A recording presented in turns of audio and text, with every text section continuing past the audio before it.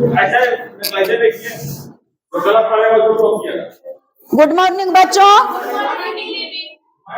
आज हम लोग, आप अपने सीट पर बैठिए। तो आज हम लोग अपवर्तक के बारे में बताएंगे। अपवर्तक बताने के बाद हम लोग समझ जाएंगे कि ऋण संख्या, यौगिक संख्या और अभाज्य संख्या और भाज्य संख्या। उसके पहले हमको इसको समझना जरूरी है कि गुणनखंड को ही अपवर्तक कहते हैं। अपवर्तक है क्या?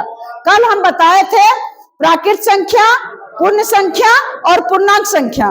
जो बच्चे कल नहीं आए थे तो उससे हम इसीलिए डलवा देते हैं कि उसको देख करके समझ लीजिएगा, और या तो फिर दोबारा बताएंगे कभी। तो हम आज अपवर्तक के बारे में जानेंगे कि अपवर्तक है क्या। अपवर्तक का दूसरा नाम गुणनखंड ही है। अपवर्तक का मतलब होता है गुणनखंड। जैसे अगर 5 है तो इसको खंड करने के लिए बस 2 ही खंड कर सकते हैं। एक से कटेगा 1 पचे 5, या तो खुद से कटेगा 5 इकाई 5।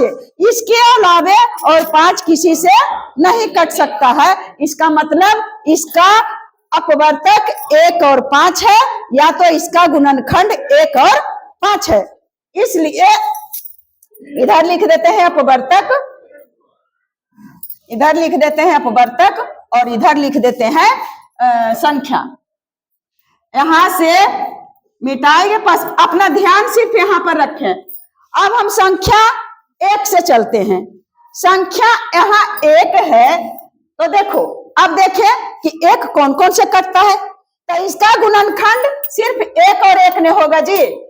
इसको 1 इकाई 1 यही न होगा, और कोई संख्या से कट सकता है? बस 1 से सिर्फ कटेगा तो इसका अपवर्तक क्या चीज हुआ? 1। अब यदि संख्या हम 2 को लेते हैं, हम 2 को लेते, ए लड़की यहाँ कहां देखती है बाबू? अगर संख्या हम 2 को लेते हैं तो 2 का अपवर्तक एकदम समझो कि अपवर्तक के मतलब कोई दूसरा चीज नहीं है, गुणनखंड है। अर्थात जो दी गई संख्या है वह किन किन संख्या से कटता है। तो देखो 2 कटेगा 1 से और कटेगा 2 से। इसके अलावे और दुनिया में कोई संख्या नहीं है जिससे 2 कट सकता है। अगर हम बढ़ते हैं तो चलते हैं 3 पर। अगर 3 पर हम चले तो यह संख्या 1 से कटेगा और 3 से स्वयं से कटेगा। खुद से कटता है, स्वयं से कटता है। और एक ऐसा संख्या है दुनिया में, एक ऐसा संख्या है जो दुनिया के सारे संख्याओं को काटता है। यानी 1 जो है वो सभी संख्याओं का अपवर्तक है। समझे? 1 सारे के सारे संख्याओं का अपवर्तक है। यदि हम 4 पर चलते हैं बेटा, तो 4 पर चलते हैं तो यह संख्या 4 कौन कौन संख्या से कटता है? बस बस बस बस, हाँ अब समझ गई है, समझ रहे। 1 से कटता है, 2 से कटता है और खुद 4 से कटता है। इसके अलावा और किसी से कटता है? नहीं। तो अब हम लोग समझ गए होंगे कि जिन जिन संख्याओं से कटता है, और यहाँ कौमा देना जरूरी है। कौमा के मतलब होता है कि यह अलग संख्या है। अगर यहाँ कौमा नहीं देंगे तो यह हो जाएगा 12, है ना?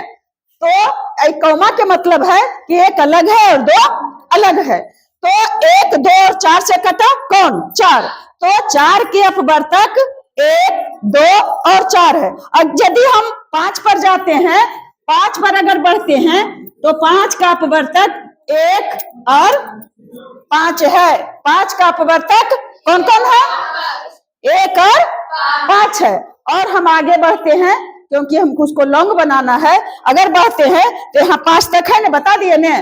फिर हम यहाँ से मिटाते हैं और मिटा करके हम 6 से चलते हैं। बाबू मेरा हाथ ऊपर नहीं उठता है क्योंकि इसमें दिया हुआ है, हाँ उसमें दिया हुआ है, यहाँ से ज्यादा थोड़ा सा होवे नहीं करता है, प्लेट लगा हुआ है। अब 6 का अपवर्तक निकालते हैं। तो 6 का यदि अपवर्तक निकालते हैं तो फिर वही ध्यान करेंगे, वही लगाएंगे कि 6 कौन कौन संख्या से कटता है। तो 6 कटता है 1 से, और 6 कटता है 2 से, और 6 कटता है 3 से, और 6 कटता है स्वयं से। अर्थात 6 का जो अपवर्तक है 1, 2 3 और 6, यानी इसका कई गो अपवर्तक है? 1 2 3 4, इसका अपवर्तक 4 है। 6 के अपवर्तकों की कुल संख्या कितना है? 4 है। ना तो इससे कम कर सकते हैं और ना तो इससे ज्यादा कर सकते हैं। अगर समझने में दिक्कत हो रहा है तो आप लोग खड़ी होकर के प्रश्न कर सकते हैं। फिर हम साथ चलते हैं। 10 तक जाते जाते आपको समझ में आ जाएगा कि अपवर्तक है क्या। गुणनखंड, बार बार कह रहे हैं कि अपवर्तक और गुणनखंड एक क्या चीज है, चाहे तो अपवर्तक बोले या तो गुणनखंड बोले। तो अगर यदि हम 7 पर पहुंचते हैं तो 7 का अपवर्तक 1 है और इसका अपवर्तक स्वयं 7 है। इसके अलावा इसका कोई और भी अपवर्तक नहीं है। एक स्वयं है और एक तो सबका रहवे करता है।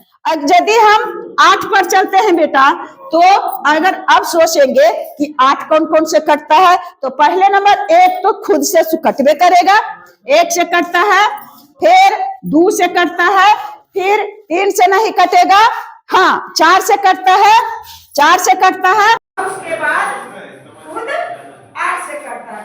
1 कटना है और 1 से कटना ही कटना है। 8 से कटता है, यानी 4 का अपवर्तक कौन कौन हुआ? 1 2 4 और 8। अब हम लोग लगता है कि अपवर्तक क्या है इसको समझ लियो। कितना मिनट का हुआ है देखो, तो और बढ़ते हैं।